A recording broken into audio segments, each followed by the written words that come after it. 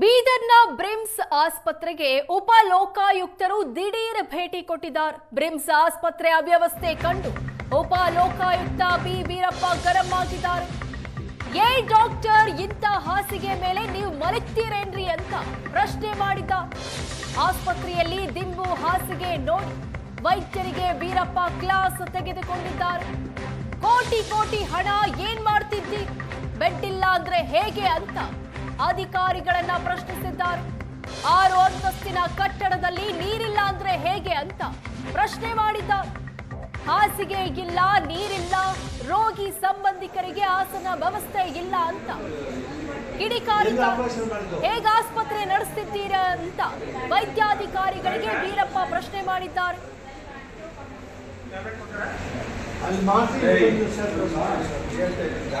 ಅಲ್ಲೋ ಮಾತ್ರ ಮಾಡ್ಕೊಂಡ್ ಬಂದಿರಲ್ಲ, ಈ ಕಡೆ ಬಂದಿದ್ದಾರೆ ಅದಪ್ಪ, ಅಲ್ಲಿ ಮಾತ್ರ ಇಲ್ಲಿ ಕರ್ಕೊಂಡ್ ಬಂದಿರೋದು. ಅಲ್ಲಿ ದುಡ್ಡೆಲ್ಲ ಕೊಟ್ಟರೆ ದುಡ್ಡು ಅಂತ ಕೇಳ್ತಾರೆ ಸಾಹೇಬ್ರು. ಎಷ್ಟು ಕೊಟ್ರಿ ಅಲ್ಲಿ ಲೊಕೇಶನ್ ಅಲ್ಲ, ಎಷ್ಟು ಖರ್ಚು ಆಯ್ತಮ್ಮ? 5,000, 10,000, 20,000 ಎಷ್ಟಾಯ್ತು? ಅಲ್ಲ ಖರ್ಚು ಚಾರ್ಜ್ ಮಾಡ್ತಾರೆ. 20,000, 25,000, 25,000 ಖರ್ಚು ಮಾಡಿ ಮತ್ತೆ ಕರ್ಕೊಂಡು ಸಾಕು. ಇಲ್ಲಿ ಪಾಯಿಂಟ್ ಅದನ್ನ ಕೇಳ್ತಾರೆ. ಕುಡಿಯಕ್ಕೆ ನೀರು ಎಮರ್ಜೆನ್ಸಿ ಬೇಕು ಅಂದ್ರೆ ಹೋಗ್ತಾರೆ. ಈಚ್ ಫ್ಲೋರಲ್ಲಿ ಒಂದು ಹಾಕ್ರಿ, ಎಷ್ಟಾಗ್ಬಿಡ್ತಾರೆ?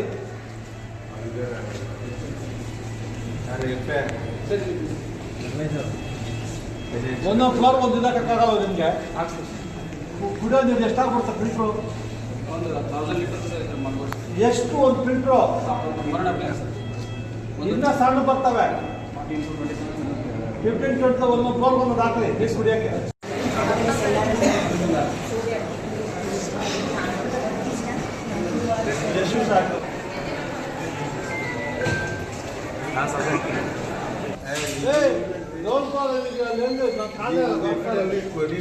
ಹೊರಗಡೆ ಹೋಗ್ಬಿಡುತ್ತೆ ಅಂತ ನೀರು ಕುಡಿಬೇಕಾದ್ರೆ ಹಂಗೆ ಹೊರಗಡೆ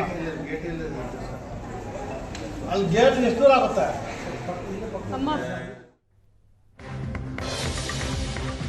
ಬೀದರ್ನ ಬ್ರಿಮ್ಸ್ ಆಸ್ಪತ್ರೆ ಲ್ಯಾಬ್ನಲ್ಲಿ ಕಂತೆ ನೋಟು ಪತ್ತೆಯಾಗಿದೆ. ಉಪ ಲೋಕಾಯುಕ್ತ ಬಿ ವೀರಪ್ಪ ಭೇಟಿ ವೇಳೆ ನೋಟು ಸಿಕ್ಕಿದೆ. ಲ್ಯಾಬ್ ಟೆಕ್ನಿಷಿಯನ್ ಸಂಜು ಕುಮಾರ್ ಬ್ಯಾಗ್ನಲ್ಲಿ ಕಂತೆ ನೋಟು ಪತ್ತೆಯಾಗಿದೆ. ಸಂಜು ಕುಮಾರ್ ಬಳಿ ಇದ್ದ 1 ಲಕ್ಷ ನಗದು, 1 ಲಕ್ಷ ಹಣದ ಚೆಕ್ ಇದೆ. ಹಣದ ಮಾಹಿತಿ ಕೇಳಿದಾಗ ಸಂಜು ಕುಮಾರ್ ತಡಬಡಾಯಿಸಿದ್ದಾರೆ. ಸರ್ಕಾರಿ ಲ್ಯಾಬ್ ಟೆಕ್ನಿಷಿಯನ್ ಬಳಿ ಇಷ್ಟು ಹಣ ಹೇಗೆ ಬಂತು ಅನ್ನೋ ಪ್ರಶ್ನೆ ಈಗ. ಸರ್ಕಾರಿ ಆಸ್ಪತ್ರೆಗೆ ಇಷ್ಟು ಹಣ ಹೇಗ್ ಬಂತು ಅಂತ ಅಧಿಕಾರಿಗಳಿಗೆ ವೀರಪ್ಪ ಕ್ಲಾಸ್ ತೆಗೆದುಕೊಂಡಿದ್ದಾರೆ. ಬ್ರಿಮ್ಸ್ ಲ್ಯಾಬ್ನಲ್ಲಿ ಸಿಕ್ಕ ಹಣ ಚೆಕ್ ಅನ್ನ ಜಪ್ತಿಗೆ ಲೋಕಾಯುಕ್ತರು ಆದೇಶ ಹೊರಡಿಸಿದ್ದಾರೆ. ಜೊತೆಗೆ ಸುಮೋಟೋ ಕೇಸ್ ದಾಖಲಿಸುವಂತೆ ಸೂಚಿಸಲಾಗಿದೆ. ದಾಳಿ ಮಾಡಿ ಭೇಟಿ ಕೊಟ್ಟಂತಹ ಸಂದರ್ಭದಲ್ಲಿ ಲ್ಯಾಬ್ ಟೆಕ್ನಿಷಿಯನ್ ಬಳಿ 1 ಲಕ್ಷ ನಗದು, 1 ಲಕ್ಷದ ಚೆಕ್ ಪತ್ತೆಯಾಗಿದೆ.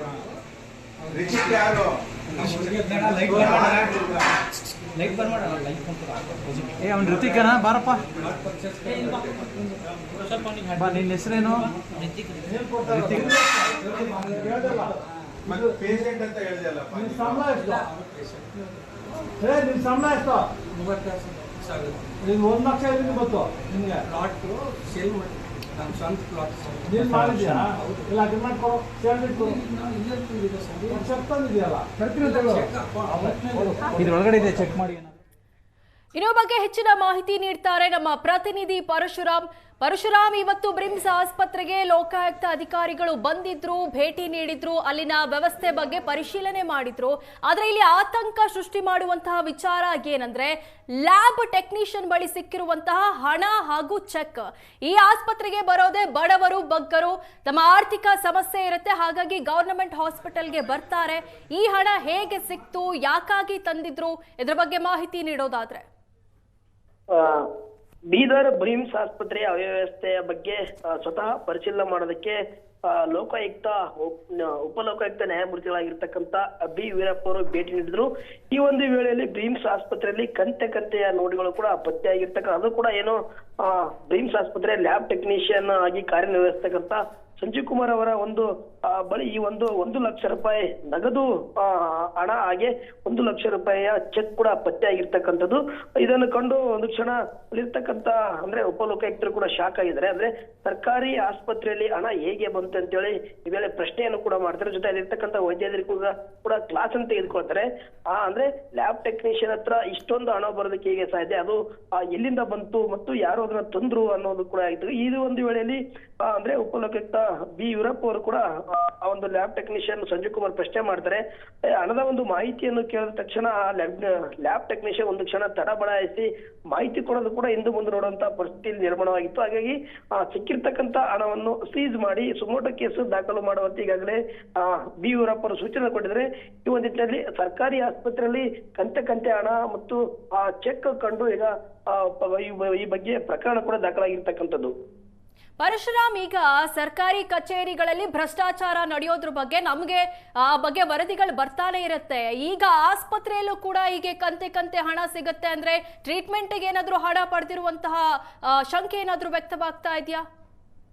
ಹೌದು, ಯಾಕಂದ್ರೆ ಸರ್ಕಾರಿ ಆಸ್ಪತ್ರೆ ಅಂದ್ರೆ ಅಲ್ಲಿ ಸಾರ್ವಜನಿಕರಿಗೆ ಉಚಿತವಾಗಿರ್ತಕ್ಕಂಥ ಸೇವೆಗಳು ಹೆಚ್ಚಿರ್ತವೆ.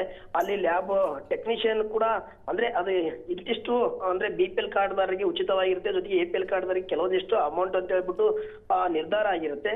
ಅದು ಮಾತ್ರ ಇರ್ತಕ್ಕಂಥ. ಆದ್ರೆ 1 ಲಕ್ಷ ರೂಪಾಯಿ ಕ್ಯಾಶ್ ಜೊತೆಗೆ 1 ಲಕ್ಷ ರೂಪಾಯಿ ಚೆಕ್ ಕಂಡ್ರೆ ಇದು ಅಂದ್ರೆ ಈ ಒಂದು ಬರ್ತಕ್ಕಂಥ ಬಡ ರೋಗಿಗಳ ಹತ್ರ ಏನಾದ್ರೂ ಲ್ಯಾಬ್ ಟೆಕ್ನಿಷಿಯನ್ ಅವರು ಹಣವನ್ನು ಪೀಕಿದ್ರ ಅಥವಾ ಅವರಿಂದ ಏನಾದ್ರೂ ವಸೂಲು ಮಾಡಿದ್ರ ಎಂಬ ಒಂದು ಡೌಟ್ ಕೂಡ ಇರ್ತಕ್ಕಂಥ. ಆ ಒಂದು ನಿಟ್ಟಿನಲ್ಲಿ ಕೂಡ ಈಗ ಉಪಲೋಕಾಯುಕ್ತರು ಕೂಡ ಅಂದ್ರೆ ಈ ಒಂದು ಹಣವನ್ನು ಕಂಡು ದಂಗಾಗಿದ್ದಾರೆ. ಸರ್ಕಾರಿ ಆಸ್ಪತ್ರೆ ಇಷ್ಟೊಂದು ಹಣ ಬಂತು, ಇದು ಯಾವ ಮೂಲದ್ದು, ನಿನ್ ಸ್ವಂತಿದ್ದಾದ್ರೆ ಅದನ್ನು ಯಾಕೆ ಇಲ್ಲೇ ತರಬೇಕಾಗಿತ್ತು, ನಿನ್ನ ಕಚೇರಿಯಲ್ಲಿ ಯಾಕೆ ಇಟ್ಕೋಬೇಕಾಗಿತ್ತು ಪ್ರಶ್ನೆ ಮಾಡಿದ್ರೆ ಆ ಒಂದು ಸಂದರ್ಭದಲ್ಲಿ ಒಂದು ಕ್ಷಣ ಆತ ಕೂಡ ಅಂದ್ರೆ ಲ್ಯಾಬ್ ಟೆಕ್ನಿಷಿಯನ್ ಸಂಜೀವ್ ಕುಮಾರ್ ಬಹಳಷ್ಟು ಕೂಡ ಅಂದ್ರೆ ತಡಬಡಾಗ್ತಾನೆ, ಅದಕ್ಕೆ ಉತ್ತರ ಕೊಡೋದು ಕೂಡ ಆಗೋದಿಲ್ಲ ಅಂತ ಪರಿಸ್ಥಿತಿ ನಿರ್ಮಾಣ ಆದಾಗ ಕೂಡಲೇ ಸುಮೋಟೋ ಕೇಸನ್ನು ಕೂಡ ದಾಖಲು ಮಾಡುತ್ತೆ ಸೂಚಿಸ್ತಕ್ಕಂಥ. ಅಂದ್ರೆ ಕೇಸ್ನಲ್ಲಿ ಅಂದ್ರೆ 1 ಲಕ್ಷ ರೂಪಾಯಿ ಹಣ ಕ್ಯಾಶ್ ಎಲ್ಲಿಂದ ಬಂತು, ಆ ಚೆಕ್ ಕೂಡ ಯಾವುದು, ಹಣದ ಮೂಲದ ಬಗ್ಗೆ ಈಗ ಕೇಸ್ ತನಿಖೆಯಲ್ಲಿ ಗೊತ್ತಾಗಬೇಕಾಗಿದೆ. ಥ್ಯಾಂಕ್ ಯು ಪರಶುರಾಮ್ ನಿಮ್ಮೆಲ್ಲ ಡೀಟೇಲ್ಸ್ಗೆ.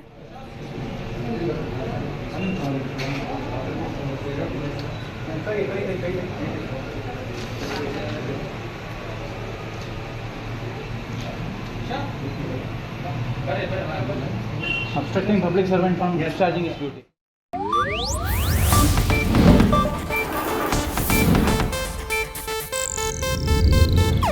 ಇದು ಏಷ್ಯಾನೆಟ್ ನ್ಯೂಸ್ ನೆಟ್ವರ್ಕ್ ಪ್ರಸ್ತುತಿ.